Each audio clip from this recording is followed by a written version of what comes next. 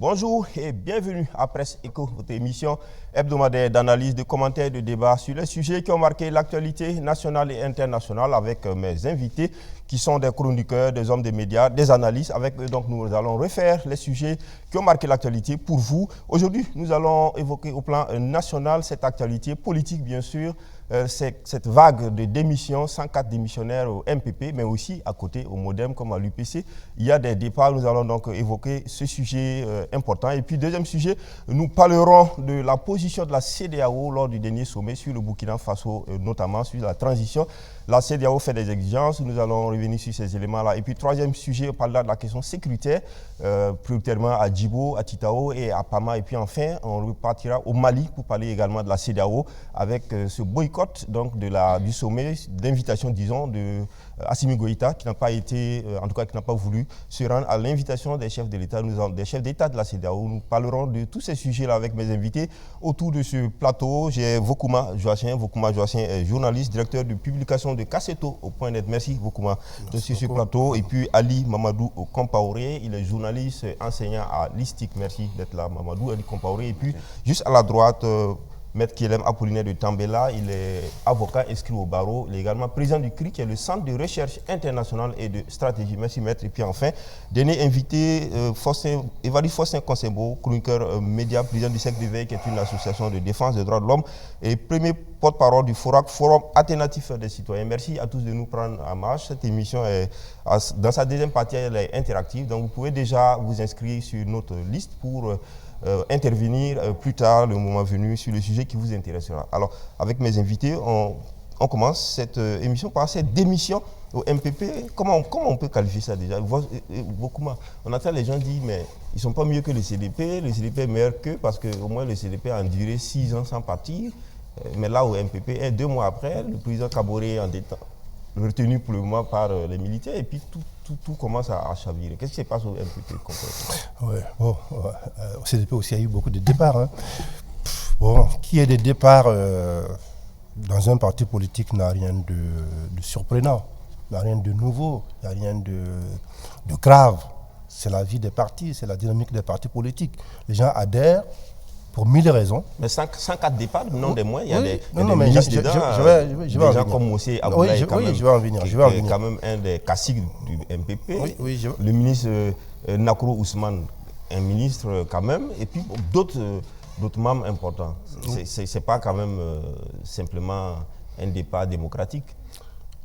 Non, mais on rentre démocratiquement dans un parti politique, on en sort également démocratiquement, c'est-à-dire librement, comme on y est venu. Sinon, ce n'est pas la liberté d'adhérer ou de ne pas adhérer. Donc, ça, c'est pas. Il n'y a rien de nouveau, il n'y a rien de surprenant dans ça. Ce n'est pas le seul parti où il y a eu des départs comme ça. Mais, là où ça pose problème pour ces départs-là, c'est le moment choisi pour partir. On a le sentiment que ce sont des gens qui tournent Kazakh dès que les premières difficultés apparaissent. C'est vrai, ça met à nu les motivations réelles de beaucoup de gens lorsqu'ils adhèrent à un parti politique. On dit souvent que voilà, c'est pour les valeurs, pour défendre l'intérêt général, pour ce que représente le parti, son idéologie. Souvent, on est social-démocrate, on est libéral, ça véhicule des valeurs. Donc, c'est pour tout cela qu'on adhère à un parti politique. Qu'on adhère à tel parti politique et non à un autre. Et donc, dans la vie du parti, on sent que le parti peut-être glisse.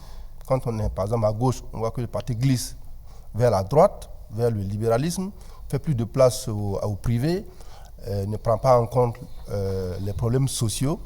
Là, on peut démissionner pour des raisons idéologiques. Mais là, on ne sait pas très bien la raison pour laquelle ces gens sont partis.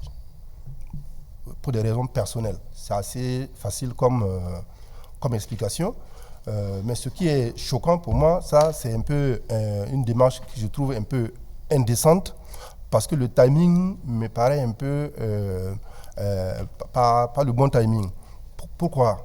Mais attendez, laisse-moi finir. Le timing, oui, pour parler du timing. Oui. Alors, si le départ il est démocratique, le parti on y entre, on y sort, Donc il n'y a pas de timing. Oui, bien Ils sont libres de partir quand ils veulent. Il y a quand même un timing. Voilà un parti qui était au pouvoir, qui perd le pouvoir 2 mois après, pendant que leur chef est encore en détention. Et les gens fuient. Mais en même temps, ils disent qu'ils sont solidaires du président Roch Kaboré qui est encore en détention. Bon, il faut qu'on soit logique. Je veux dire, les jeunes qui nous regardent aussi nous prennent comme des exemples. Pour moi, voilà, ils ont leur raison. Ils auraient quand même dû attendre, batailler à l'intérieur du MPP, parce que je pense que c'est beaucoup plus porteur de mener le combat à l'intérieur d'un parti politique, d'une structure, pour obtenir la libération du président Kaboré. Après, bon, chacun peut prendre sa liberté, faire ses analyses et aller faire ce qu'il veut. Mais je trouve que le timing n'est pas bon. C'est juste le timing qui me pose un problème. Maintenant, ils sont 104. Bon, effectivement, la tête de gondole, c'est l'ex-député Abdoulaye Monsé, puis il y a le ministre Nakro. Mais quand je regarde, bon, il y a beaucoup de gens que je connais, enfin, qui ne sont pas très, très connus. Et si je m'en tiens à la composition du bureau politique national, l'essentiel, ce sont des gens qui sont du bureau politique national. Or, dans le BPN, ils sont un peu plus de 1000. Bon, sur 1000, il y a à peu près pour l'instant 104 départs. Bon, c'est quand même pas, c'est pas assez grave, hein, même si, comme dit le président Bala Sakandé, même si c'est un seul départ, c'est toujours regrettable. Mais je veux dire, c'est pas la grosse saignée qui aurait, peut-être que ça va venir. Alors, mais pour l'instant, c'est un peu contenu. Si on ne sait pas pourquoi ils sont partis, oui. et pourtant ils sont partis, est-ce que ça voudrait dire qu'il y a peut-être un projet de façon en dehors de la morale qui voudrait qu'il reste pour attendre que le président Kaboré gagne sa liberté avant de partir? Est-ce qu'il n'y a pas un projet pour ces personnes-là? C'est possible. Moi, je n'en sais rien. Je n'ai pas pu discuter avec ces personnes-là pour savoir est-ce qu'ils ont un projet. Évidemment, ça se dit, parce qu'il y a des gens qui sont devenus maintenant des professionnels de la politique. Donc, ça m'étonnerait effectivement que, vu certains profils, ils partent comme ça pour aller faire du commerce ou aller faire autre chose que de la politique. Donc, c'est bien possible que dans les semaines à venir, il y a quelque chose. Parce que Ouagadougou bruit en ce moment-là, il y a beaucoup de bruit. Maître Keleb, ces démissions en vague au MPP, certains disent que le timing est mal choisi, que c'est indécent de partir alors que le leader qu'ils avaient eux-mêmes porté il n'y a pas longtemps au pouvoir est encore retenu.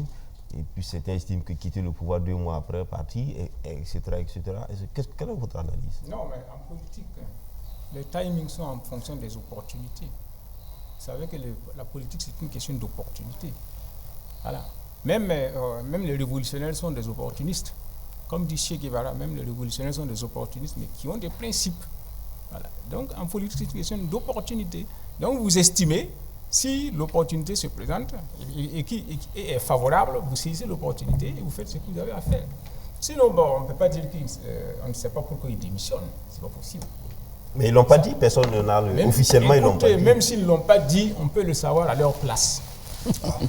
Voilà. Maître de Tambela est devenu un divin. Alors. Il a un pouvoir de divination. Il y a 3 raisons qui ont conduit à cette démission. Voilà. La première raison est que ici, au Burkina, les partis politiques sont devenus comme des marchés. Alors, on entre pour chercher ce qu'on veut et puis on ressort. Si on va dans tel marché, on n'a pas ce qu'on veut, on va dans tel autre marché, c'est comme ça. Donc, il n'y a plus de valeur, de vertu.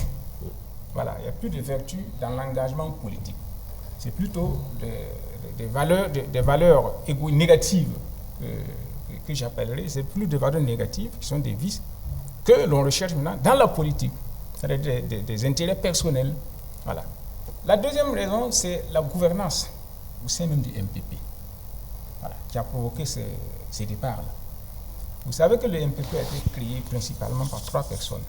Salif Diallo, Roch Kaboré et puis Simon Compaoré. Or, depuis le décès de Salif Diallo, les salifistes étaient de plus en plus mis de côté.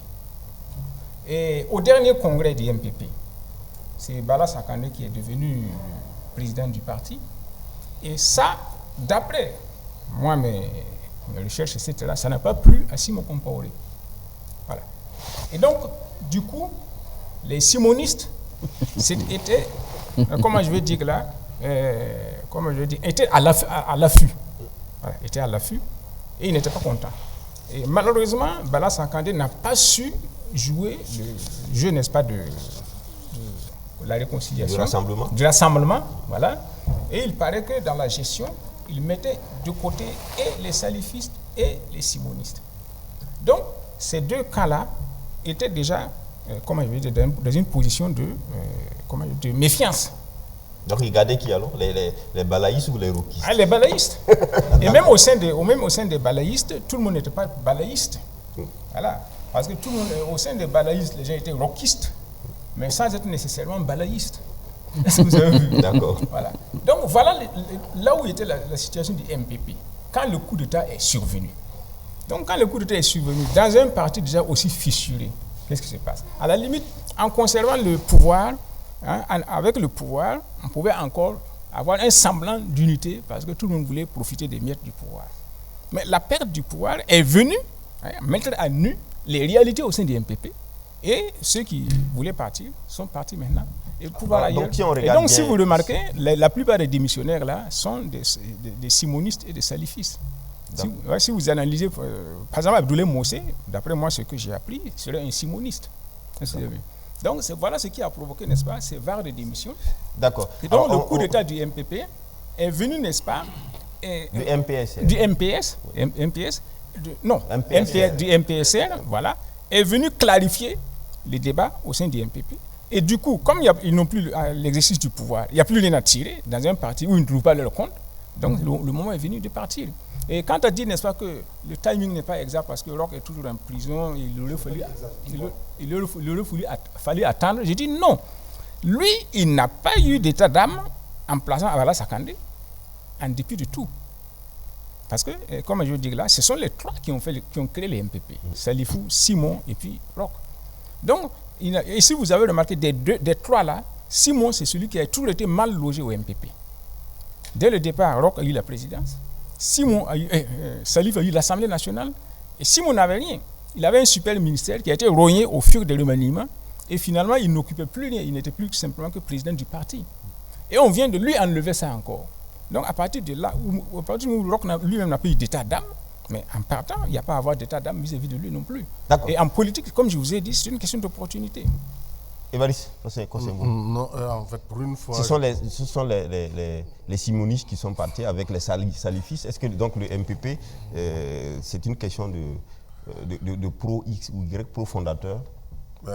Malheureusement, l'État était déjà depuis la création. Et pour une fois, je partage vraiment l'analyse de Maître de Tambela parce que c'est exactement la vision que j'ai.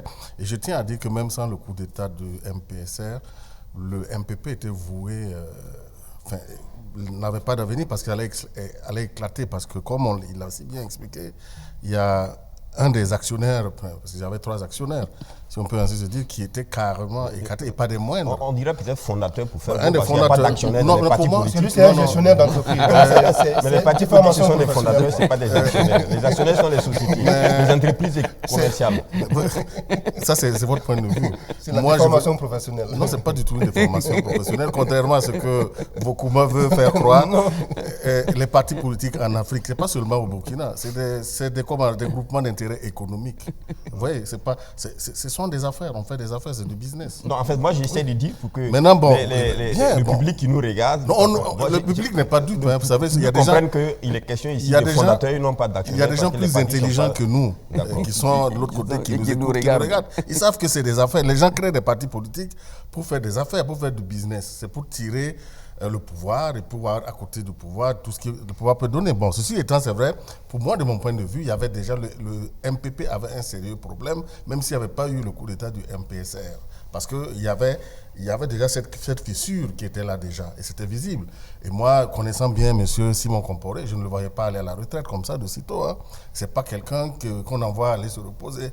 Et donc, comme il l'a dit, la situation est venue clarifier. Maintenant, là où c'est vrai, on relativise en disant que c'est 104 sur 1000, mais vous remarquerez que, par exemple, Abdoulaye Mossé était vice-président, je pense. au niveau de l'Assemblée nationale. Oui. C'était pas n'importe qui quand même. Et c'est vrai que dans le lot, vous retrouvez les mêmes qui sont au niveau du bureau exécutif, hein, je pense. Parce que bon, on peut être dans Nacro, par exemple. Donc, on ne peut pas relativiser et dire que c'est quelque chose qui n'est pas grave. Bon, moi, c'est vrai que par rapport à l'éthique, parce qu'il n'y a pas d'éthique dans les partis. Moi, j'aurais bien voulu. Mais les gens ne se sont pas regroupés. Comment dire, c'est pas pour servir l'intérêt public. C'est des intérêts personnels qui ont relié les gens. Et il y avait justement des rancœurs, des crises. Et bon, c'est dommage, il faut le reconnaître. Leur champion peut-être semble avoir des soucis. Bon, l'idéal aurait été ou voulu que bon, tout le monde se... Ça, si c'était vraiment un corps, si c'était un parti orienté, articulé, normalement. Mais là, puisque maintenant, c'est des regroupements circonstanciels. Moi, c'est ainsi que je vois la chose. Mais ce qui est sûr, c'est vrai que dans tous les cas, les jours à venir, nous édifierons encore beaucoup plus. Alors, est-ce que ça voudrait dire que c'est, selon ce que vous dites, c'est la branche à Simon Compaoré qui est en train de partir, de quitter le parti? C'est une logique. Parce qu'on a vu son neveu à nos Moi, je ne sais pas. En fait, il y a un Compaoré. Je ne sais pas s'il y a une relation son neveu. avec lui. Je ne sais pas s'il y a une Responsable relation. adjoint à la jeunesse. Mais quand je regarde quand même, avec le recul, je sais que le monsieur n'était pas content. Il n'était pas content. D'accord. Ali, bon, je pense que c'est envie de faire de comparer avec le CDP qui a certainement été plus résilient et plus résistant après la chute de 2014, qui est resté, on va dire, compact, quoi qu'on dise. Et puis, on n'a pas vu en tout cas ces genres de sorties en vague. Alors, bon, ce qui est certain, quand on regarde la façon dont ça se fait, le CDP a beaucoup plus résisté avant de connaître aussi quelques difficultés justement liées à la question du chef, après le départ du président Compaoré qui devait diriger le chef et diriger le parti. Bon. Mais à part cela, ce n'est pas un parti qui s'est disloqué comme ça. Il y a Agir Ensemble qui est né à côté, mais si vous regardez, Agir Ensemble n'est pas en conflit avec le CDP. Je pense qu'il y a toujours un lien. C'est toujours la question de qui va être le candidat. Bon, c'est ça. Je pense que ça, c'est une question qui n'est pas très... Il n'y a pas un conflit ouvert comme ça entre Agir Ensemble et le CDP. Mais il faut repartir à la naissance du MPP. Hein. Quand vous prenez ça, Maître de Tambela a bien campé la situation. Si vous repartez à la naissance du MPP, vous voyez qu'il y a ces trois têtes qui créent le MPP. Et forcément, ceux qui connaissent l'histoire de ce parti, qui connaissent l'histoire de ces hommes, savent très bien que ce n'est pas des gens qui, au sein du CDP, étaient copains. Voilà. Donc, c'était des gars déjà qui avaient leur clan à l'intérieur du CDP, mais ce clan, ils n'arrivaient pas à les exprimer tous parce qu'il y avait la personnalité, le personnage de Blaise Compaoré qui arrivait à bloquer, à faire le verrou. Mais depuis que Blaise Compaoré, lors du fameux congrès, je crois, de 2012, a fait l'erreur monumentale de les sortir tous du parti, ils se sont regroupés pour faire tomber leur mentor, mais sachant qu'ils ne s'aimaient pas. Voilà, on sait très bien que ceux qui ont malmené Salif Diallo, c'était Simon Compaoré et Roch qui l'ont bien malmené lors d'une réunion au siège. Donc, Salif, en partant, il a compris tout de suite que tout seul, il ne pouvait pas faire tomber Blaise. Donc, il s'est allié Roch et Simon. Ils ont monté le truc, des circonstances, d'opportunités. C'est une alliance de circonstances. Des circonstances, c'est pour ça que je suis d'accord. Et de raisons et d'opportunisme. C'est pour ça que je disais que j'étais d'accord avec de Tambela. Ils se sont alliés et puis, hop, ils ont réussi à faire tomber Blaise Compaoré. Moi, je pense même que si Salif Diallo vivait, le MPP n'aurait pas atteint cet âge-là. Hein. Ils auraient eu un certain nombre de difficultés. Et le coup d'État du MPSR arrive, donc du coup, tous ceux qui étaient là-bas pour raison, parce que je suis Salif Diallo, je suis Simon Compaoré, je suis Marc-Christian Kaboré. Marc-Christian Kaboré en prison, les gars observent, ils ne voient pas l'avenir, assez éclairci.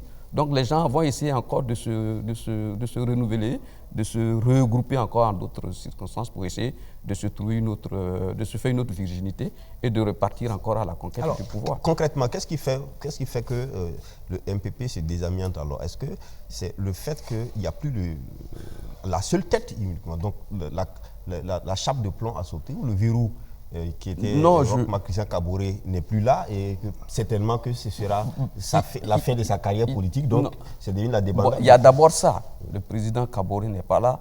Et puis, bon, les chances pour lui de redevenir président ne sont pas très, très claires. Je ne dis pas qu'il n'a plus de chances de devenir président.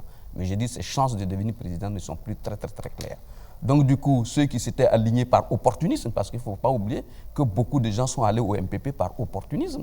On attendait les gens qui disent « Ah, bon, écoutez, il faut être réaliste, surtout avec les moussis là, bon, si ta tante change de mari, il faut changer de parenté à plaisanterie, bon, toutes ces histoires-là. » Donc, les gens, Maître Tambela a dit « C'est un marché. Ils vont dans un marché, ils ne trouvent pas ce qu'ils ont, ils vont dans un autre marché. » Donc, ils se sont repartis comme ça, là, pas par conviction, mais parce que justement, les opportunités s'offraient au MPP et ils sont allés. Maintenant que ça change, ils changent. En plus de ce qu'Ali vient de dire, je pense que le fait est majeur, c'est qu'ils ne veulent pas se rendre comptables de l'échec lamentable dans lequel le MPP a conduit notre pays, en fait. Eux tous, ils savent que, non, mais c'est sous le magistère du MPP que le pays a été envahi. Nous avons perdu des portions du territoire, les gens sont morts, on n'a jamais vu autant de morts en tant que civils. Ça, c'est clair, je peux te donner les éléments. Donc, ces gens-là veulent se faire... Ces gens veulent se faire une nouvelle virginité. Non, justement. C'est pour ça qu'ils prennent leur distance. Non. En fait, c'est ça, en fait. Ils veulent se refaire une nouvelle virginité dans l'opinion, aussi bien nationale qu'internationale, dans l'espoir de revenir. Voilà, c'est ça. Moi, je pense que c'est un des faits majeurs, c'est ça. Est-ce que par exemple, est-ce que ce n'est pas aussi dû au fait qu'ils se disent on n'a plus de papa, on est devenu orphelin, donc chacun s'agrippe là où il faut partir là où il faut. Est-ce que ça voudrait aussi dire quelque part que c'est dire que le MPP a perdu ses 3 têtes et qu'il n'y a plus de têtes et que c'est fini? Oui, en fait, pour rebondir par rapport à ce qu'il dit pour se faire une virginité, je veux dire aujourd'hui, si on doit faire le bilan de ce qui s'est passé, même ceux qui ont démissionné hier sont comptables de ça. Tout comme les Roch Kaboré, Simon Compaoré étaient comptables du bilan des 27 ans. Je veux dire, c'est pas ça. Les Burkinabés, tu disais tout à l'heure que ceux qui nous écoutent sont pas dupes. Tout le monde sait que voilà, ils sont comptables de ce qui s'est passé. Même s'ils ont démissionné hier ou avant-hier, ils sont comptables de ce qui s'est passé. C'est pas ça qui va leur donner une virginité. Bon. Maintenant, par rapport à la question que tu poses, j'en sais rien. Les gens ont leur motivation. C'est sûr qu'aujourd'hui, le président Roch Kaboré n'est plus l'élément fédérateur autour duquel tout le monde se retrouvait, ne serait-ce que par commodité ou par intérêt, comme dit Maître.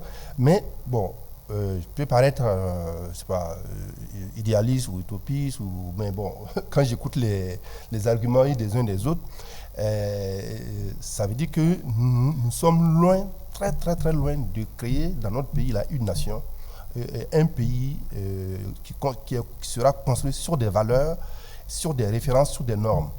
Parce que si la politique est perçue de cette manière-là, si c'est ce que nous donnons à voir aux générations à venir, eh bien, notre pays va partir en lambeaux. Ça va être la même chose. Donc, si les soldats qui sont sur le terrain vont se dire « Ah bon, mais s'il y a des gens qui mangent pendant que moi je ne mange pas, je ne vais pas me battre. » Là, on ne va plus s'en sortir. Alors, je voudrais vous poser une autre question rapidement. Parmi les arguments, l'argument massu, on va dire la raison fondamentale invoquée par le MPSR pour justifier sa prise de pouvoir, c'était la question sécuritaire. Tout à fait. Alors aujourd'hui, quand on va par exemple au MPP, qui était le parti au pouvoir, cette débandade, est-ce que ça ne donnerait pas un autre argument valable, une autre justification qu'on n'avait vraiment pas des gens responsables qui étaient au pouvoir et qu'à la moindre situation qui s'envolait dans la nature, est-ce que ici ça ne vient pas justifier davantage politiquement que le MPCR soit venu prendre le pouvoir? Non, je ne pense pas que ceux qui sont partis là avaient des responsabilités à un certain niveau qui puissent leur permettre d'actionner des leviers pour lutter efficacement contre le terrorisme. À part le député Abdoulaye Monsé, le ministre, les autres, je ne sais pas quelles sont leurs responsabilités au plan administratif. Il y a des jeunes cadres dedans, il y a des cadres, par exemple, mais je veux dire, dans le dispositif de lutte contre le terrorisme, je ne vois pas très bien qu'est-ce qu'il pourrait faire. Jérôme Compaoré, par exemple, c'est un cadre. Qu'est-ce qu'il pourrait faire Ils ont des cadres importants dans l'équipe. Non, dans le combat contre le terrorisme, je pense que le débat doit se poser autrement. D'accord. C'est-à-dire que qu'est-ce qui s'est passé avant, alors que ce que toute l'armée a demandé a été satisfait, pourquoi ça n'a pas marché? D'accord. Voilà, c'est ça c'est la question. Est-ce qu'aujourd'hui, avec la prise de pouvoir par l'armée, est-ce que 2 mois après, est-ce qu'il y a des signes, par exemple, est-ce qu'il y a des éléments on parlera de la question sécuritaire qui nous permettent de croire que les choses vont changer Évariste, vous voulez dire rapidement, et puis je passe la parole à Maître. Est-ce que cette question au MPP aujourd'hui apporte une justification supplémentaire? De mon point de vue, oui. Parce que, voyez-vous, que ça veut dire que ce n'était pas un regroupement qui avait une vision, c'est-à-dire la défense de notre pays et l'intérêt général. C'est-à-dire, entre eux-mêmes, ils avaient une guerre.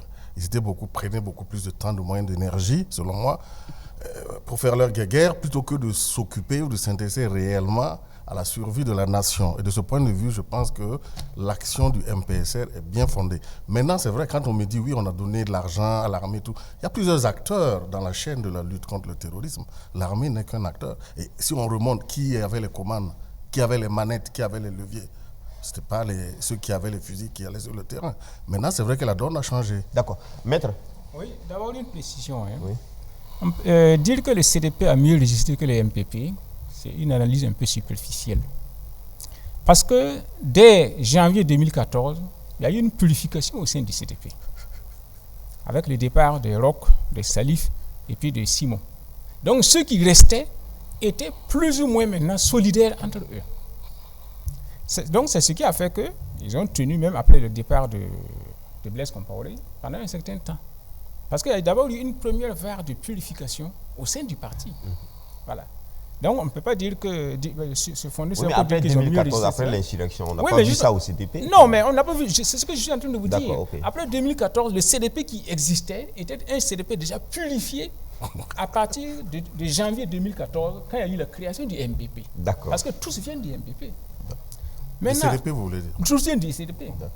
Le deuxième élément, ce que je voudrais dire est que, les chrétiens savent qu'il y a une phrase de Jésus-Christ qui dit que tout royaume divisé contre lui-même va à sa perte. Ah, ok. Merci beaucoup. Est-ce que vous avez vu? Or, je vous ai montré ici qu'il n'y avait plus d'unité de fonctionnement au sein du MPP. Ali, qui est là, sait comment son oncle, Blaise Compaoré, a pris le pouvoir en octobre 87, en sémant la zizanie au sein du CNR d'abord, par des éléments de CDR acquis à sa cause. Donc, vous savez très bien que, à partir du moment où il n'y avait plus d'unité au sein du MPP, et que Bala Sakandé était contesté, que Roch lui-même était contesté.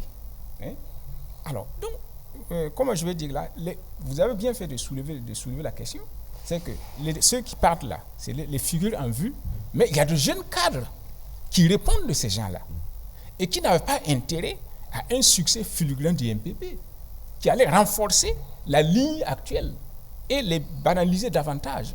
Donc, à partir de là, il ne pouvait pas avoir d'unité de ligne de combat. Et donc, nécessairement, ça pouvait avoir un effet aussi bien sur le plan sécuritaire que sur le plan du développement économique. Forcément. Donc, c'est inévitable. D'accord. Moi, c'est moi qui vais parler. De toute façon, après vous m'accusez de monopoliser la parole, c'est moi qui suis victime depuis un certain temps. Il n'y a pas de victime sur ce plateau. Tout le monde aura sa part de parole. De toute façon, l'implosion du MPP était dans l'ordre du possible à l'horizon 2025. C'est une évidence. Parce que, vous savez, ce parti, le RPI, qui était là, que personne ne voulait reconnaître, mais on fait semblant de l'oublier, mais pourtant il est là. C'est sûr que c'était un parti qui avait été créé dans la perspective où certains n'auraient pas été retenus comme bien positionnés pour l'élection présidentielle de 2025. Donc, ce parti-là allait servir comme alternative. Ça, c'est sûr que ça allait exploser. Donc, ça préfigurait donc l'implosion à l'horizon. Il y avait 1000 chances que ce parti-là explose à l'horizon de 2025. Maintenant, ce qui s'est passé, effectivement, est venu précipiter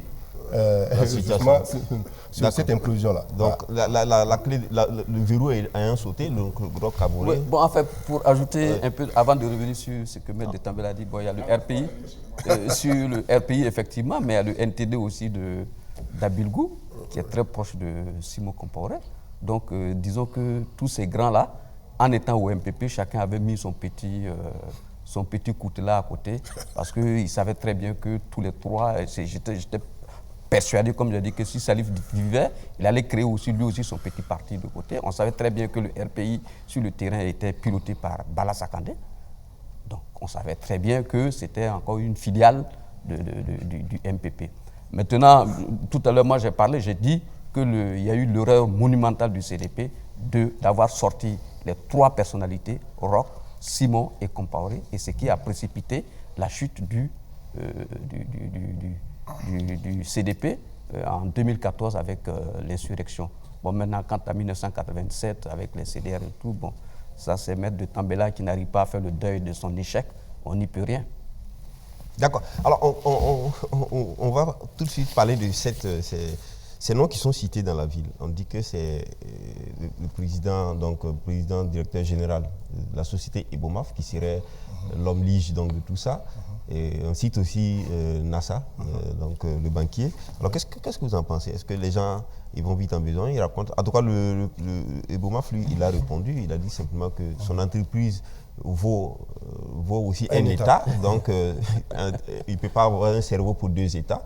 Et qu'en plus, il ne souhaite pas que Dieu lui mette l'ambition politique dans la tête maintenant. Alors, qu'est-ce que vous en pensez? Oui, mais c'est bien possible. La connexion entre le monde des affaires et le monde politique dans notre pays est plus que... c'est une évidence. À l'approche des élections, on voit ça sur le terrain. C'est pas, voilà, les gens misent, financent bien les candidats de la majorité comme de l'opposition. Voilà, ils jouent, ils prennent des précautions. C'est comme ils prennent des jeux à la bourse. On finance aussi l'opposition comme la majorité au cas où. Donc, c'est pas une surprise. Que ces noms soient cités, l'autre a démenti. Mais vous savez, depuis que Patrice Talon est devenu président au Bénin, chef d'entreprise, vraiment classique, et avec tout le succès relatif qu'il a actuellement, ça donne des idées, effectivement, à des gens qui sont aussi issus du monde des affaires, qui se disent, bon, pourquoi pas? Et quand vous regardez, en début d'année, quand les gens présentent les vœux, regardez la mise en scène, le décor avec lequel certains présentent leurs vœux. C'est vraiment un décor du type présidentiel. Oui, donc c'est le rêve déjà comme ça. Voilà, non, mais voilà, c'est peut-être un message un peu subliminal, mais on va être plus concret ici. Est-ce qu'aujourd'hui, quand on regarde les Mossé, parce qu'on lit peut-être Mossé au président, directeur général des Ebomaf, ou à d'autres aussi. Bon, moi je n'ai pas d'éléments. Est-ce qu'on pense qu'aujourd'hui, il y a des faits où c'est vraiment de la...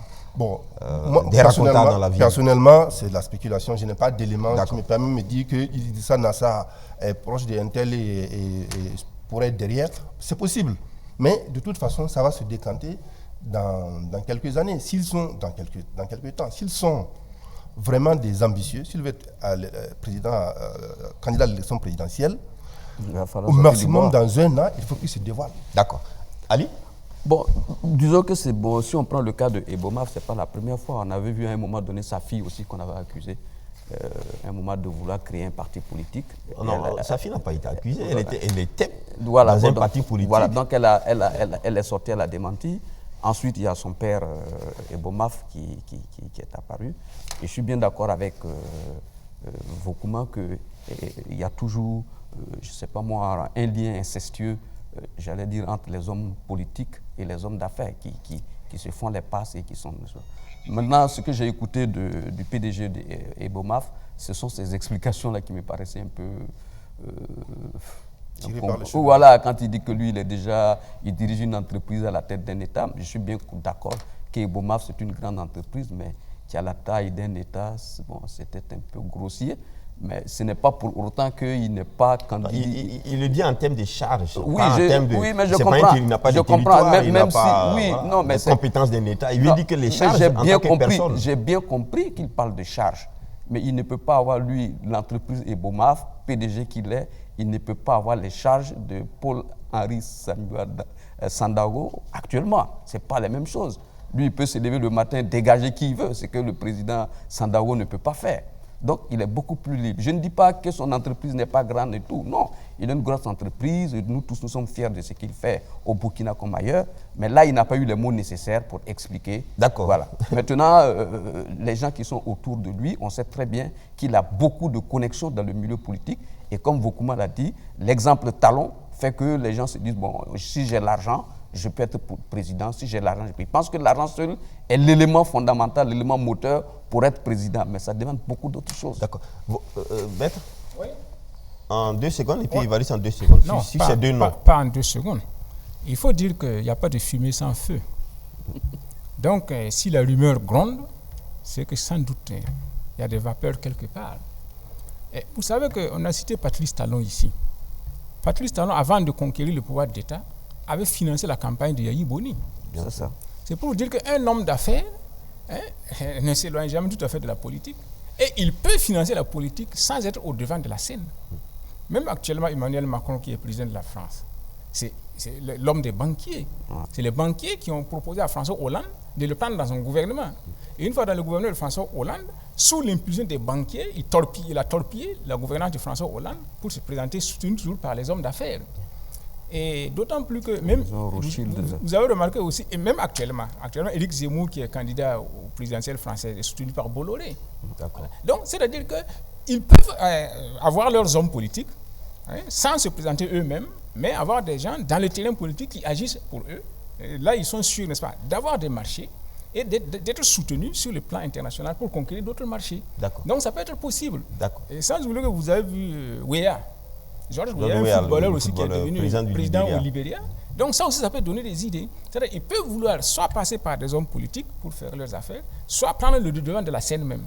Donc, or, Eboma s'est déclaré dès maintenant futur candidat pour 2000, dans 3 ans, c'est s'exposer. D'accord. Donc mieux vaut, même s'il a l'ambition, attendre un peu avant de jeter toutes ses cartes. Évariste, pour terminer sur le sujet. Pour dire que dans tous les cas, un homme de son rang, de son niveau, ne peut pas être neutre sur la sphère politique. Maintenant, c'est vrai, j'ai entendu dire qu'il y a des liens entre les affaires et autres, tout, mais précisément dans le secteur des BTP. Parce que même s'il y a beaucoup d'études, même en Europe, aux États-Unis, au lendemain du New Deal et autres, les hommes d'affaires qui rentrent en politique, c'est les hommes d'affaires qui ramassent de l'argent gratuit, c'est l'argent public. La source de leur fortune, leur richesse viennent du public. Et donc, il y a du public du pouvoir, donc, et notamment les BTP. Donc, c'est pour je dis, donc, soit peut-être qu'il ne le fera pas directement, mais peut-être indirectement, il doit avoir une influence. Il ne peut pas être neutre. D'accord. Merci à tous. On continue ce débat avec la question CEDEAO et bien sûr notre pays. Au dernier sommet des chefs d'État, il a été pris des décisions importantes concernant le Burkina Faso. Alors voilà ce qui a été dit du Burkina qu'on va retenir. La CEDEAO a donc décidé de maintenir, d'abord, à exiger la libération inconditionnelle et sans délai du président Roch-Marc Christian Kaboré, a décidé de maintenir la suspension du Burkina Faso de toutes les instances, donc les institutions de la CEDEAO, jusqu'au rétablissement de l'ordre constitutionnel, a demandé la finalisation d'un chronogramme acceptable de la transition au plus tard le 25 avril 2022, parce que ce délai des sanctions économiques financières entreront immédiatement en vigueur. Voilà un peu les 3 grandes décisions. Menace de sanctions économiques au cas où un chronogramme n'est pas donc donné avant, au plus tard le 25 avril. Libération du président Kaboré. Puis voilà. Ali? Bon, ce qui est certain, il y a eu une délégation de la CEDEAO qui était présente à Ouagadougou aussi. Ensemble, on a cru que les choses étaient pliées, pour reprendre une expression qui a fait couler beaucoup d'encre ici à un moment donné. Bon, mais ensuite, on a compris rapidement qu'il y avait encore quelques conditionnalités que la CEDEAO posait, notamment la libération du président Kaboré. Dans le principe, moi, je ne suis pas contre la liberté de quelqu'un. Il n'y a pas de problème. On peut le libérer. Il a été mis en prison à l'issue d'un coup d'État. Mais ce qu'il faut... Peut-être qu'il faut dire qu'il a été en résidence surveillée. Il est en résidence surveillée, pas en prison. Pas en prison, il est en résidence surveillée. Voilà, bon, ceux qui, quand on dit la résidence surveillée, ils ne veulent pas ce mot, bon, il faut les contenter avec ce mot pour qu'ils puissent... Bon. Mais je voulais rappeler à certaines personnes aussi qu'on a vu la question par rapport au retour du président Blaise Compaoré, Ils ont construit une villa pour lui, ils ont équipé.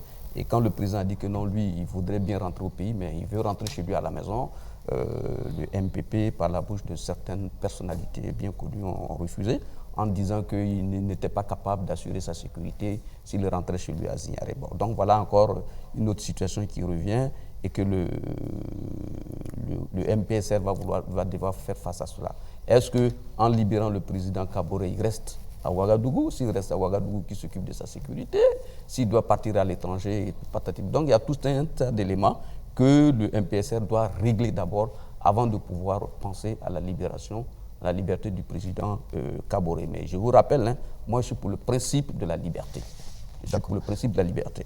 Maintenant, certaines questions que la CEDEAO... Notamment le chronogramme. Le chronogramme et tout, il faudra que... parle d'un chronogramme acceptable. Il faudra que le MPSR explique clairement à la CEDEAO que la raison de la venue de la CEDEAO au pouvoir, la principale raison, c'est la sécurité du pays. Et la sécurité du pays ne peut pas être rétablie en 3 ans, vu la nature de ce qui se passe. On a vu sur ce plateau ici, M. Tambela a dit que lui n'était même pas opposé à ce qu'on donne 10 ans au MPSR pourvu qu'on arrive à sortir le pays de la truc.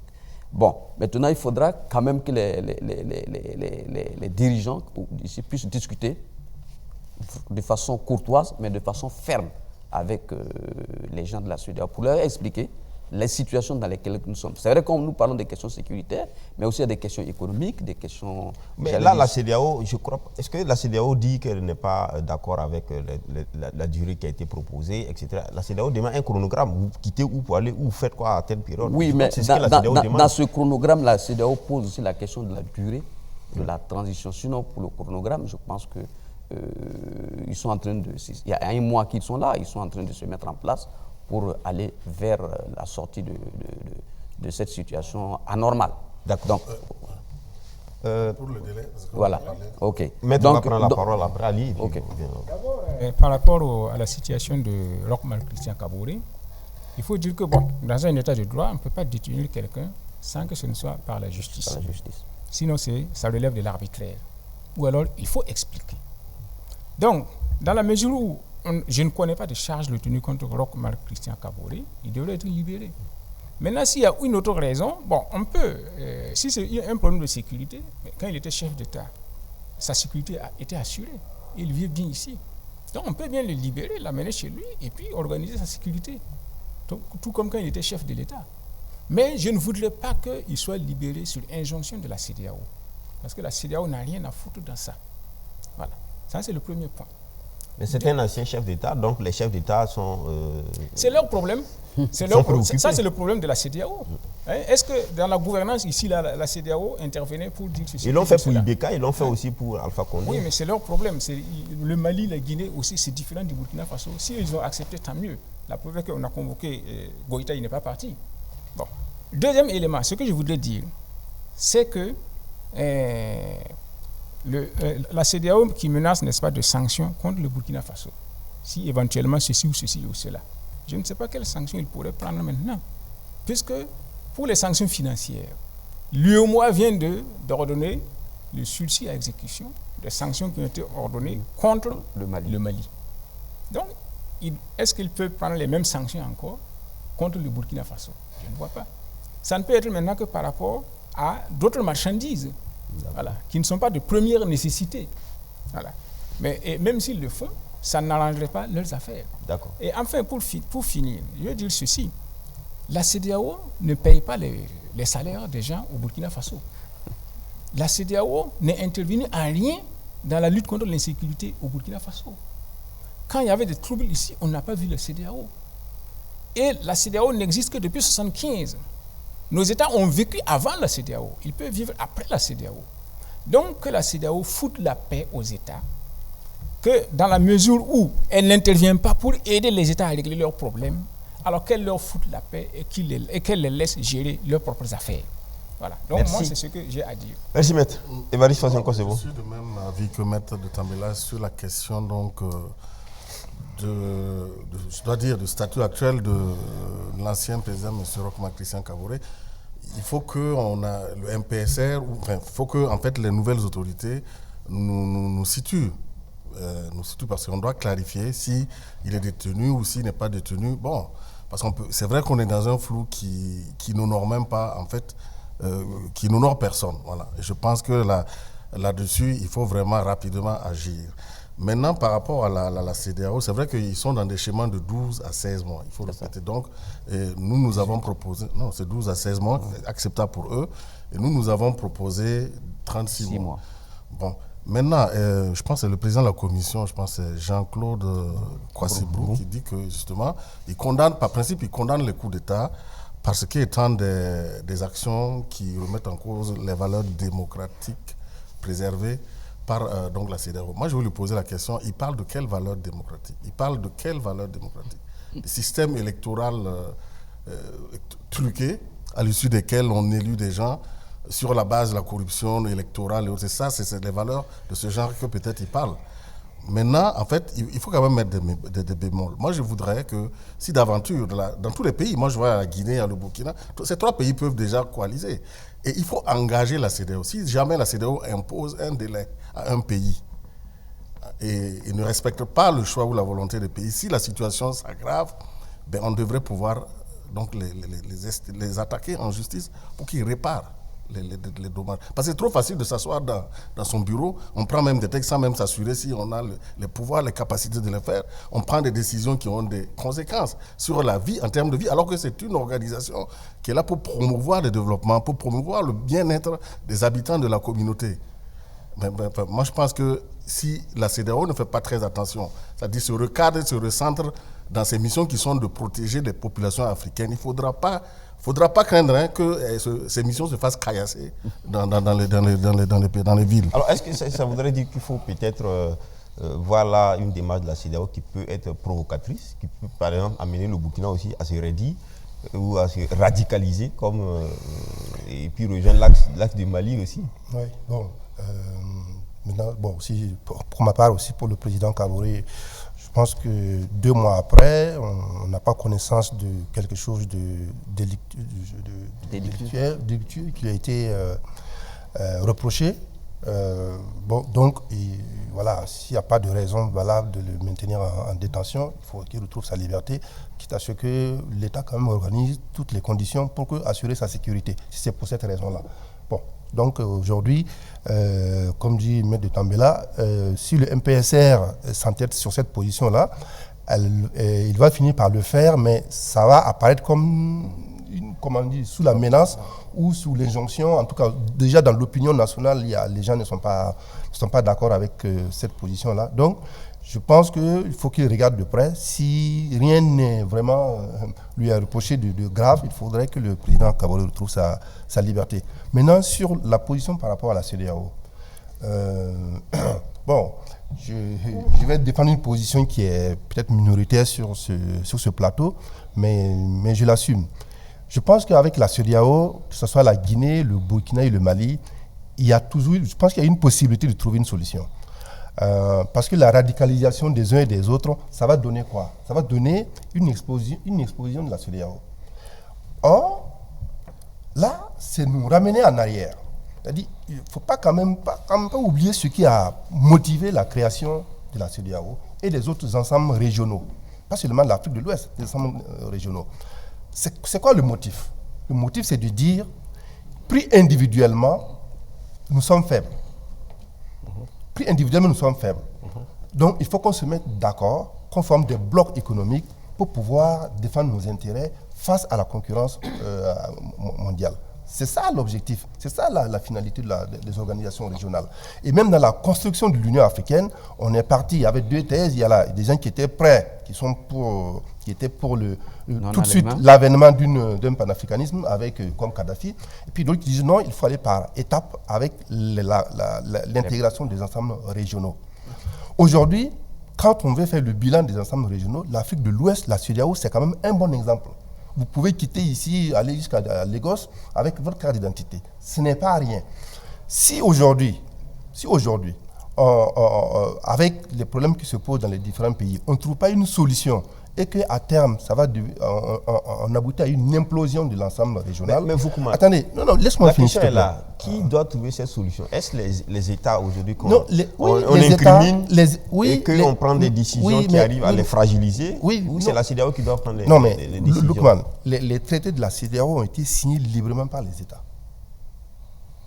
C'est eux qui ont signé librement. Donc la CEDEAO n'est pas responsable. Ils se sont engagés par les traités, ils ont signé. Ils se sont engagés, voilà, il y a les devoirs, il y a des droits et des devoirs. D'accord. Donc, quand vous êtes dans un ensemble avec des droits et des devoirs, il faut quand même respecter un certain minimum de choses. Et ceux qui incarnent la CEDEAO au niveau administratif, c'est quand même leur devoir de rappeler à l'ordre les États qui sortent de leur devoir. Merci, Vokouma. Maître, vous voulez dire quelque chose? Non, pour que les gens comprennent. Oui. Il faut savoir que la CEDEAO a été créée à la suite de la CEDEAO. CEDEAO, tout à fait. Et la CEDEAO a été créée à la suite de l'UDAO, l'Union douanière et économique ouest-africaine. Et la CEDEAO a été créée sur l'initiative de la France. Et la CEDEAO aussi a été créée sur l'initiative de la France. Donc, vu comment la CEDEAO fonctionnait, on s'est dit pourquoi ne pas élargir au niveau de la CEDEAO. Maintenant, pour donner le change aux gens, parce que les francophones redoutaient le Nigeria. Alors on a mis en avant Gnassingbé et Yatima, qui est francophone, pour la création de la CEDEAO.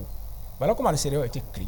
Donc la CEDEAO est, contrairement à l'OIA, qui a été créée par 3 pays, l'Éthiopie, l'Égypte et le Soudan. C'est une création autonome. Donc contrairement à l'OIA, la CEDEAO a toujours été, dès son origine, un instrument de la France. D'accord. Tout comme actuellement, l'OADA, le droit OADA, a été initié et conçu par la France pour élargir le marché. D'accord. Donc c'est pour vous dire que dans la situation actuelle, moi je préférerais même l'implosion de la CEDEAO, qui pourrait amener à la création d'autres structures plus autonomes et plus responsables par nos États. Comme le Conseil de l'Attente, par exemple. Le Conseil de l'Attente a été créé pour faire bloc contre la création d'une Afrique unie. Ça a été créé par Houphouët-Boigny pour contrer Léopold Sédar Senghor. D'accord. Et donc c'est pour vous dire que on retombe dans la balkanisation. Moi, je serais même pour l'implosion de la CEDEAO qui permettrait aux États africains de se mettre ensemble par rapport à leurs intérêts. À leurs affinités, à leurs affinités. Réalité. Voilà, à leur réalité. Merci, maître. Et ça pourrait être plus productif. Juste une seconde, par rapport à notre pays face à la CEDEAO, je pense quand même qu'il y a un certain nombre de choses que la CEDEAO propose. C'est des questions diplomatiques, économiques et tout. Je pense que pour cette question, le MPSR peut avoir recours à un certain nombre de personnalités, des diplomates à la retraite ou des trucs. Je ne demande pas une autre structure, hein. Ça dit juste un séminaire d'une journée, de 2 journées, pour poser les problèmes. Voilà ce que la CEDEAO nous demande. Qu'est-ce que nous pouvons faire pour satisfaire aux demandes de la CEDEAO sans pour autant trahir nos objectifs qui sont notamment la sécurisation de notre pays, le retour des populations à leur résidence, à leur lieu, et puis ensuite la remise en état de notre pays tranquillement. Donc il y a des diplomates qui sont là et pour pouvoir discuter avec la CEDEAO. Des personnes ressources. Et des personnes ressources. Sans conflit. Voilà. Jean de Dieu sont là. Je reviens sur ce que j'ai dit. En fait, j'ai dit qu'il faut qu'on trouve un mécanisme pour engager la responsabilité des chefs d'État. Voilà. Pour leurs décisions qu'ils prennent. Ok, merci. Voilà. On continue. Question sécuritaire, très rapidement. À Djibo, à Titao, puis à Pama. On voit qu'à Djibo, le ravitaillement, en tout cas pour les informations qui circulent, il y a eu un ravitaillement il y a quelques jours de cela, un convoi de commerçants escortés par l'armée qui a pu donc distribuer, on parle de près de 300 tonnes de produits qui ont été donc distribués à Djibo.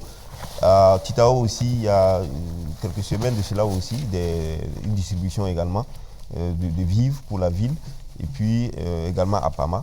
Mais il y a des problèmes, par exemple à Titao, il y a toute une rupture de produits de première nécessité. Et puis à Djibo, il y a un problème d'eau qui se pose jusqu'à présent. Alors, Évariste Conservo, du travail est fait, quelques acquis. C'est vrai que la situation est très complexe. Et comme on l'a souvent dit ici, on en a débattu, il y a de nouvelles autorités qui viennent d'arriver. Il y a un travail certainement qui est fait. Pour ma part, c'est vrai que je vois que pour la première fois, ils essayent quand même, les nouvelles autorités essayent d'impliquer le vecteur aérien, et qui est, même lors de nos débats ici, on a dit qu'on ne pouvait pas espérer un changement en qualité tant qu'on n'impliquait pas la base aérienne. Ça commence à se faire. Mais bon, c'est vrai que les attentes sont énormes parce que quand vous regardez toutes ces personnes qui sont déplacées, toutes ces personnes qui sont dans des conditions de vie extrêmement difficiles, ben, il y a urgence, Mais d'un autre côté, c'est vrai que sur le front, il y a toujours des embuscades. Mais quand même, on ne peut pas dire globalement que, de mon point de vue, je ne pense pas que la situation se soit détériorée au point que, bon, on puisse perdre espoir. Il y a une reprise en main qui est en train de se faire. Mais cette reprise en main, écoutez, même au Mali, quand Goïta est arrivé, ils étaient dans une situation vraiment catastrophique. Mais il leur a fallu un peu de temps et on commence à voir les résultats. Les résultats se font visibles. Donc, il faut que les Burkinabés aussi, d'une manière ou d'une autre, trouvent moyen d'avoir un peu de patience. Et je pense que, moi, pour moi, je ne m'inquiète pas. Pourquoi? Parce que je dis que, c'est vrai qu'on dit oui, on a débloqué l'argent, il y a eu des milliards. Mais avant, quand tu regardais dans la chaîne, ceux qui étaient sur le terrain n'avaient pas tous les leviers. Actuellement, ils ont les leviers. D'accord. Alors, par exemple, pour le cas de Djibo qui a quand même cristallisé beaucoup l'opinion, est-ce qu'on peut dire qu'aujourd'hui, il y a une nette amélioration? On pense que on a vu par exemple des chiffres certainement qui vont être publiés, 348 tonnes de vivres distribués dans la ville. Il n'y a pas longtemps, donc le convoi de ravitaillement a été escorté par l'armée pour soulager Djibo. Il y a le problème d'eau 7, mais il y a aussi des points d'eau qui sont sous la protection de l'armée pour permettre aux populations de se servir. Oui, en fait, c'est des opérations qui sont régulièrement menées. C'est-à-dire que le ravitaillement se fait, je pense, 2 fois par semaine. Donc, il y a l'armée qui fait un convoi, tous les civils, les commerçants, tout le monde se met dans le convoi et qui est escorté avec une couverture aérienne. Donc, ils viennent jusqu'à Dori, il reste encore pendant quelques jours, le temps que les gens se ravitaillent et le convoi repart encore. C'est comme ça que ça fonctionne parce que la situation de sécurité est telle que individuellement, personne ne peut prendre le risque de faire le trajet sans être attaqué. Donc ça, c'est ce qu'il faut saluer et souhaiter aussi que tous les moyens soient mis à la disposition de l'armée pour que peut-être le ravitaillement soit beaucoup plus fréquent.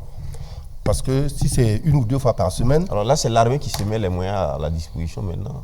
Ah, bon. Oui, bon. On a l'habitude de dire qu'il faut mettre des moyens au service de l'armée. Maintenant, c'est l'armée même qui est là. Voilà, donc c'est elle qui est aux affaires.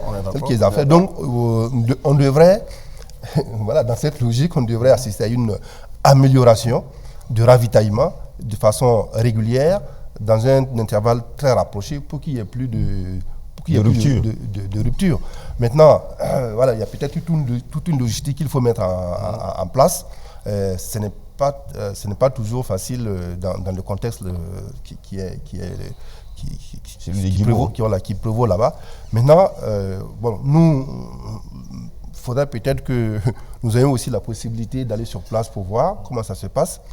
On escorte les journalistes à Djibo. Oui, de toute façon, ils sont... Le projet à Djibo. Oui, bien sûr, il faut qu'ils soient dans le convoi aussi. Pour être dans le convoi, il n'y a pas 10 000 solutions. Bon, de toute façon, c'est des risques qu'il faut prendre, mais c'est aussi des risques du... Oui, bien sûr que les commerçants aussi prennent le risque. Absolument. Je pense que pour ce que Vokuma a dit, je crois qu'il y a quelques confrères quand même qui ont réussi à entrer à Djibo, faire des incursions à Djibo pour se ressortir un certain nombre d'informations pour leurs téléspectateurs ou leurs lecteurs ou auditeurs. Bon, ce qui est certain, Djibo, lorsque les gens... On en avait parlé déjà la dernière fois, on a dit les terroristes, parce que traqués quelque part ou bien pour une raison ou une autre, se sont agglutinés à Dori, ils ont pris la ville en main et effectivement, ils s'attaquent à des infrastructures de télécommunications, des trucs d'eau, dans le but de saper le moral des populations et tout. Et que l'armée doit pouvoir entrer dans cette ville et libérer les trucs. Mais puisque les gens sont à l'intérieur, c'est assez difficile, mais on arrive de temps en temps, depuis un certain temps, à faire entrer des aliments à Djibo pour que les populations puissent s'approvisionner. Mais il faut dire que cette lutte contre le terrorisme, ce n'est pas une lutte de quelques jours. Moi, j'ai eu à discuter avec quelques officiers qui m'ont dit, mais écoute, tu sais, cette lutte-là, ça va prendre du temps, parce que souvent, nous voyons sur le terrain des terroristes qui ont entre 14 et 15 ans qui se battent. Bon, ces gens-là, prenons des hypothèses. S'ils ne sont pas blessés, ils ne sont pas morts, ils ne sont pas ainsi de suite, et puis ils restent toujours dans la nébuleuse terroriste, dans 10 ans, ils auront 24 ans. Donc ils seront toujours en possibilité de combattre. Donc c'est une lutte qui sera longue, ardue. Donc il ne fallait même pas les laisser s'installer. Une fois installés, c'est difficile. Donc c'est pour cela que cette lutte-là, c'est une lutte de longue haleine, une lutte qui va demander l'apport de tout le monde, notamment l'apport de la CEDEAO aussi, qui demande, voilà, l'apport de la CEDEAO qui demande des élections, mais on fait des élections où on va faire les élections comme le MPP l'a fait, en dealant avec quelques chefs là pour dire, bon écoute, on vous laisse le dimanche là, laissez-nous, et puis après vous pourrez reprendre vos armes. Alors, on ne peut pas continuer comme ça. Il ressort constamment, et ça revient encore, que par exemple ces villes, Titao, Pama, Djibo, et d'autres sont des localités où les terroristes sont beaucoup ancrés, mais il se trouve que malheureusement, ce n'est pas des étrangers. Bah oui, mais on a dit... Et c'est tellement que ça pourrait aussi rendre difficile la lutte. Mais c'est ça qui rend difficile. On a dit qu'il y a beaucoup de nos compatriotes qui se sont radicalisés et qui sont là-bas, ils connaissent le pays, ils connaissent le territoire, ils connaissent le terrain, ils connaissent tout. Et ils se sont radicalisés. Donc, ils terrorisent les populations qui ne sont pas radicalisées et qui veulent aider les forces de défense et de sécurité à rentrer dans ce pays. Donc, il faut trouver les moyens pour faire sortir tous ces gens et puis isoler les terroristes pour faire le boulot. Mais ça, ce n'est pas un travail d'une journée. C'est un travail de renseignement, c'est un travail de fourmi, c'est très difficile. Et on ne veut pas charger le régime MPP parce que moi, je n'ai pas pour habitude de tirer sur les ambulances ou bien les corbillards. C'est un régime qui est déjà mort, mais il est responsable de tout ça. Sur le plan du renseignement, c'est un régime qui a failli et qui a laissé les gens s'installer là-bas. Et aujourd'hui, on a des difficultés. On ne sait même pas avec qui on se bat. On sait seulement que c'est des Burkinabés. On ne connaît pas leurs têtes, leurs chefs. On ne sait pas avec qui on cause. Donc aujourd'hui, il faut encore refaire tout ce travail de renseignement. Merci, Ali. Et ça prend du temps. Maître. Oui. Alors, l'armée essaie tant bien que mal de réussir à apporter le soulagement aux populations qui ont besoin d'aliments et de sécuriser au minimum, en tout cas, les villes. Mais coincé, ça s'est dit, je pense, la difficulté, c'est contre qui on se bat. Non. Étant donné que c'est pratiquement... Je voudrais d'abord donner une précision. On a dit que bon, les militaires ont pris le pouvoir, ils ont les mains libres, etc. Ce n'est pas vrai. Ils n'ont pas les mains libres. Ils ont pris le pouvoir le 24 janvier. Le budget de l'Assemblée nationale était déjà voté. Le budget de l'année en cours était déjà voté, avec des chapitres budgétaires. Et ça, on ne peut pas le manier. Mais le budget de l'armée faisait partie quand même. Mais s'il voulait plus... Peut-être l'utilisation a changé, les méthodes d'utilisation ont changé, la morale a changé. Même ce qui a été voté, s'il se trouve que l'actuel régime voulait plus que ça, c'est difficile de modifier. S'il se trouve que les projets qu'ils ont en tête pour réaliser la sécurité du Burkina Faso demandaient plus que ce qui a été voté. Ils peuvent faire un collectif budgétaire. On fait comment? Voilà. Oui, mais tout ça, mais c'est pas simple. C'est pas aussi évident que ça. L'AFD vient de se mettre en place il y a quelques jours. S'ils avaient pris le pouvoir avant l'adoption du budget, là, c'était encore plus facile. Ils pouvaient. Mais il y a la possibilité de faire un budget rectificatif. Je sais tout ça, mais c'est pas aussi. Comment je veux dire là? Il y a pas. C'est pas les. Il faut que. Non, il y a des procédures qu'il faut engager. Il y a des mais ce que procédures vous dites, ça budgétaires. suppose que c'est un problème de budget. Donc, non, ce n'est pas que ça. C'est un exemple voilà, que je bon, prends. donc, Ce n'est pas que ça. Ce n'est pas que ça. La deuxième chose que je voulais dire est qu'il y en a qui disent que ce sont des militaires, donc ils connaissent le problème. Non. Vous savez, dans un État, surtout dans un État comme le nôtre, il y a une seule personne qui a toutes les informations qu'il faut. C'est le chef de l'État. Mais oui. C'est tout. Tout revient à lui. Donc, c'est pour vous dire qu'avant que ces gens ne viennent au pouvoir, il y a des informations qu'ils ne maîtrisaient pas. Voilà. Ils entendaient ça comme nous aussi, on entend. Voilà. Et donc, c'est maintenant qu'ils sont au pouvoir qu'ils peuvent avoir les leviers nécessaires pour essayer de comprendre. Alors, Ali vient de dire que, voilà, il y en a qui ont dit qu'il y a des enfants de 14 ans qui tiennent les armes, etc. Ils pouvaient ne pas avoir ces informations. Toutes les ramifications du processus-là, ils ne les avaient pas. D'accord. Ils savaient seulement sur le terrain qu'ils combattaient. Prenez l'exemple du Mali. Goïta est là depuis combien de temps? Mais ça se poursuit là. D'accord. C'est là maintenant qu'il essaie de prendre le problème en main. Merci, maître. Non, mais par rapport à ça, juste une minute. Oui, pas une minute. Une seconde. Oui. Bon, ce que maître Tambela dit, c'est juste. Mais on ne peut pas dire ça de Roch-Marc Christian Kaboré, le numéro 2 de Blaise Compaoré, pendant 27 ans. Il reçoit au même titre que Blaise Compaoré les fiches de renseignement. Celui qui l'a nommé son chef de renseignement, c'est son aide de camp depuis plusieurs années. Donc il connaît tout. Il ne peut pas nous avancer cet argument. Merci. On termine avec le Mali. Goïta a refusé donc de répondre à l'appel des chefs d'État, qui ont d'ailleurs regretté dans leur communiqué officiel qu'ils ont invité le Mali à venir pour qu'ils débattent. Évariste Fossé-Konsebo, c'est toujours le bras de fer. Et ils ont reconduit, la CEDEAO a reconduit les sanctions et a imposé un chronogramme qui ne doit pas dépasser les 16 mois, je pense. Ils ont donné 16 mois. La junte a déjà fait 18, je pense. Oui. Et qui court depuis le 15 mars. Moi, je pense que les États doivent arriver à se faire respecter. Ce monsieur-là, je vous dis que à son arrivée déjà et vu son ton, j'avais dit que moi, de mon vivant, je ne pensais pas que je verrais un jour un chef d'État de cette poigne-là prendre en compte les intérêts de son pays. C'est ça. Et je pense qu'il est sur la bonne trajectoire. Je pense qu'il est sur la bonne voie. Mais est-ce que ce n'est pas un risque aussi quand même? Parce qu'il avait dit lors des sanctions qu'il était lui aussi disposé à discuter. Oui, maintenant, on l'appelle pour discuter, il ne vient pas. On l'appelle pour donner des injonctions. Et imaginez, ce n'est pas pour rien qu'il n'est pas allé. Parce que s'il était allé, peut-être qu'on l'aurait contraint à engager peut-être ou à changer de position. Le fait pour lui de n'être pas allé, je pense quand même que c'est pas forcément il a des informations peut-être qui lui ont peut-être qui l'ont mis dans cette position de ne pas aller. Mais qu'à cela ne tienne, moi je trouve que la CEDEAO même est en train de nous aider, puisqu'il y a la Guinée, il y a le Burkina, il y a le Mali. Tous ces trois pays peuvent déjà commencer quelque chose. D'accord. Moi je voulais dire quelque chose. Les non-alignés alors, les non-alignés de la CEDEAO. Maître, oui. Je peux vous rappeler une chose. Comme Michel Djokovic a perdu le pouvoir en Centrafrique. C'est en se rendant au Tchad, je crois, pour une conférence. Oui. Donc, moi, quand j'ai appris que Goïta était invité à Accra, j'étais inquiet. Mais quand j'ai appris qu'il a refusé d'y aller, j'ai pris un verre à son honneur. Pour célébrer? Pour célébrer sa fermeté, sa dignité. Oui. Parce que dans nos pays actuellement, un chef d'État qui a des ambitions ne peut pas se soumettre aux injonctions de la CEDEAO.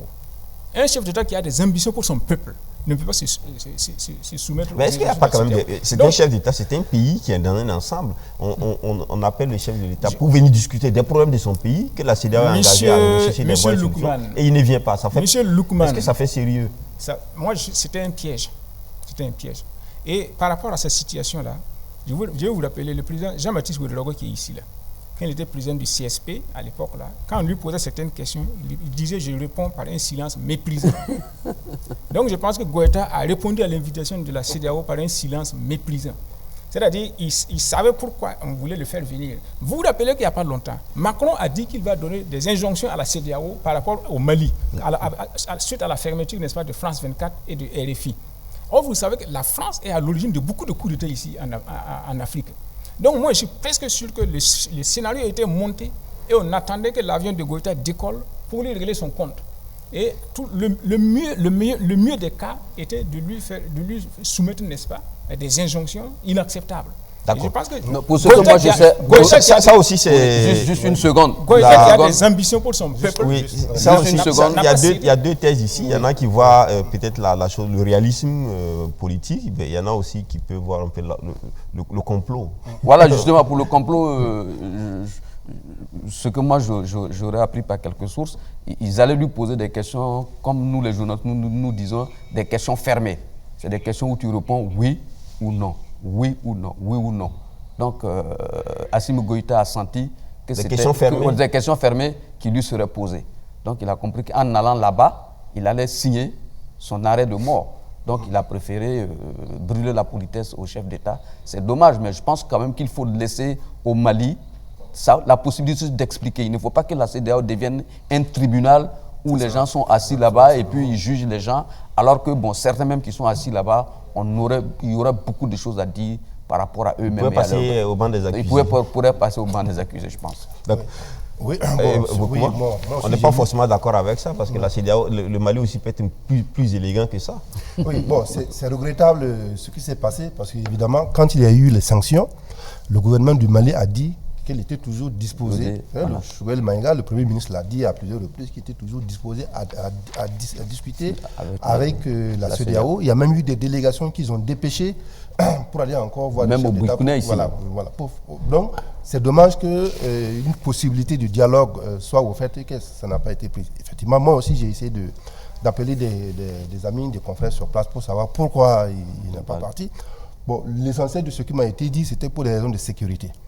Voilà. Donc, peut-être on dit qu'il avait peur de se rendre à Accra pour sa propre sécurité. Donc, du coup, il a préféré ne pas y aller. Est-ce que c'est fondé, est-ce que c'est pas fondé? En tout cas, moi, ce sont les informations que j'ai eues. Mais les autres chefs d'État se sont rendus à Accra, ils n'ont pas eu de problème de sécurité. Mais il n'a pas eu le même problème que Dieu à ce côté. D'accord, on va prendre notre premier téléspectateur. Allô? Oui, allô? Monsieur Tombiano? Oui, monsieur Navarro. D'accord, allez-y pour votre sujet, le numéro 1. Voilà, mon bonjour à vos auditeurs. Voilà, c'est sur la question de la démission de subir le MPP là. D'accord, allez-y. Voilà, moi je pense que c'est pas une chose normalement qui doit nous étonner. Voilà, parce que j'étais déçu de voir que Bala Sakane qui dit que non, quand il reçoit juste une seule démission, et vraiment ça le met mal à l'aise. Je pense que ça commence de PMP à CDP, de CDP à MPP, et même ils le savent. Voilà, donc pour moi, ça ne m'étonne pas. C'est pour dire qu'il faut que nos politiciens, en tout cas, essaient encore de rectifier le tir. Pour dire qu'aujourd'hui, il faut savoir faire politique, il faut savoir faire aussi une politique politicienne. Pas seulement pour venir, comme on appelle, satisfaire sa poche ou son ventre. Donc, c'est encore inviter les différents leaders politiques que chaque fois quand le peuple dit qu'ils sont mal entourés, en fait, il y a des fuites. Il y a des choses que nous voyons à l'avant. Donc, si dès lors ils n'arrivent pas à asseoir comme on appelle ça, un bataillon qui partant pour le pire ou pour le bien, c'est pour dire qu'on peut subir ça. Voilà, ce qui fait qu'aujourd'hui, vous voyez que quand un régime vient au pouvoir, tout roule mal. C'est parce que non, le leader en question est mal entouré ou il est mal conseillé. Voilà. Alors, Monsieur Tombiano, oui. Monsieur Tombiano, est-ce qu'on ne fait pas aussi souvent un faux procès à ceux qui s'en vont? Pourquoi ceux qui s'en vont n'ont pas forcément aussi raison quelque part? On a l'impression que bon, on leur fait la morale, on trouve que c'est eux le mal et que bon, les autres n'ont rien fait. Est-ce que forcément ceux qui partent des partis qui démissionnent ne sont pas ceux-là qui peut-être ont raison? Monsieur Loupman, c'est pour dire que quand on assoit déjà un groupe, on part sur des bases des critères. Et il y en a qui adhèrent malgré eux. Maintenant, il y a des choses que quand il y aura naufrage, ces gens essaient de se chercher. Donc c'est ça que je dis, on ne crée pas une politique, voilà, juste pour gérer ça en privé. Voilà, au départ, il y a une minorité qui crée, mais au fur et à mesure que vous êtes dans le cercle, il va falloir prendre en compte l'aspiration de tout un chacun. Travailler de telle sorte pour que le parti soit vraiment un parti de référence. Et non un parti dirigé par une minorité qui essaie juste de se satisfaire. Dans ce cas, maintenant, on va s'en suivre, mais s'il y a un problème, ces gens vont se casser. D'accord. Voilà. Et ceux aussi qui ont adhéré, s'ils ont soumis des propositions, malheureusement, qui ne sont pas prises en compte, il va de soi que quand les choses vont tourner vers le vinaigre, les choses vont tourner au vinaigre, qui se cassent. Donc ça veut dire qu'il y a tout un travail. Voilà. C'est de former aussi nos leaders politiques, comment mener une vie politique. Voilà, comment conduire un parti politique. Il faut Merci. tout un chacun. Merci bien, M. Tombiano. Alors la question revient, est-ce que c'est un manque de culture démocratique, un manque de culture de parti? Parce que les partis, on rentre comme on veut, on sort comme on veut, c'est devenu comme des grands carrefours. Est-ce que ce n'est pas un problème vraiment d'institutionnalisation de nos partis? Oui, dans le temps, sous la Révolution, on passait par les cellules communistes là, et il fallait être parrainé par quelqu'un qui te connaît. Qui du moins se dit que tu as une bonne moralité, tu as une bonne éthique pour pouvoir adhérer à ce cercle-là, pour pouvoir bénéficier de la formation et tout. Bon, ça, ce sont des critères qui n'existent plus. Ce sont des exigences qui n'existent plus. Comme on dit, on rentre dans un parti politique pour 1000 raisons. Peut-être certains y vont par conviction en se disant que peut-être avec cet homme-là, il incarne un certain nombre de valeurs, des vertus, il a une éthique dans la vie et peut-être avec lui, on peut mener des réformes au profit du plus grand nombre. C'est ça à peu près le sens de l'engagement politique, l'intérêt général. D'accord. Voilà, même si particulièrement on gagne quelque chose, c'est ça l'intérêt général. D'accord. Mais aujourd'hui, si ce n'est pas le cas, bon, si on y va parce que j'atteins un poste ou en tout cas un marché, si je ne l'ai pas, je change. Bon, c'est dommage et notre pays est parti sur une mauvaise piste. D'accord, on prend notre deuxième téléspectateur, Ilboudo Lamoussa. François. Oui, bonjour. Bonjour, je vais d'abord faire un clin d'œil à la Savra Oubloro. Allez-y, vous avez posé la question, votre sujet, c'est le sujet numéro 2. Oui, c'est pour le Mali. Ok, d'accord. Et le fait que le président malien hésitant, j'ai envie de le dire, il n'a plus le choix. Son destin est déjà scellé. Maintenant, il faut qu'il prenne son courage à 2 mains pour avancer. Parce que les hésitations dans une situation pareille, ça lui-même, il sait qu'il est condamné. Il n'a qu'à continuer sur sa voie et essayer de chercher des portes de sortie. Parce que j'ai l'impression qu'il y a beaucoup d'hésitations et ça ne va pas servir au peuple malien. On ne peut pas négocier avec la CEDEAO pour le moment parce que la CEDEAO a des idées arrêtées. Dans une négociation, on doit être prêt à évoluer. Mais déjà, si les idées sont arrêtées, il n'y a pas de négociation possible. S'il s'amuse sur cette lancée, c'est tout le peuple qui va en pâtir. Lui, son destin est déjà scellé. Donc, il faut qu'il va sur le programme qu'il s'était pris. C'est-à-dire qu'il avait établi avant de rentrer en conflit ouvert avec les Occidentaux, en particulier avec la France. Parce que s'il s'amuse, il va tomber et nous avec. Parce que toute la sous-région est en train de rentrer dans une nouvelle logique. Et c'est-à-dire que lui, s'il tombe, c'est nous tous qui allons en pâtir en Afrique de l'Ouest. Pour une raison très simple, parce que la jeunesse est contre déjà une façon de faire de la politique en Afrique et qu'ils veulent changer ça. Et c'est lui qui l'incarne malgré lui. Et les Français sont prêts à la base. Bon, pour moi, c'est mon analyse. Pour que cette façon de voir les choses puisse changer, parce que ça les dessert. Il y a un conflit plus grave entre les Français et les Russes en Afrique noire actuellement. D'accord. Et tout ça, c'est des choses qui rentrent en compte. Il ne peut pas se permettre le luxe d'hésiter. D'accord. Il met toute la sous-région engagée. Merci, bonjour. Merci, monsieur Ilboudo. Oui. Je pense quand même que, effectivement, le Mali, avec son président Assimi Goïta, sont dans une espèce de face-à-face avec la CEDEAO. En arrière-plan, la France, ou le Mali qui coupe les émetteurs de France 24 et RFI. Et on sait très bien que ces radios-là, à qui appartiennent ces radios. Donc, du coup, c'est une espèce de... Pour les Français, trouvent ça que c'est un peu irrespectueux, c'est un peu impétueux pour un petit Mali face à la France. Donc, certainement, ils vont essayer de pousser la CEDEAO à... Donc, je suis un peu d'accord avec ce monsieur que M. Assimi Goïta n'a plus beaucoup de choix. Hein. Il faut que, comme disait Thomas Sankara, je suis... c'est une pente raide. Voilà, je suis une pente raide, je pédale.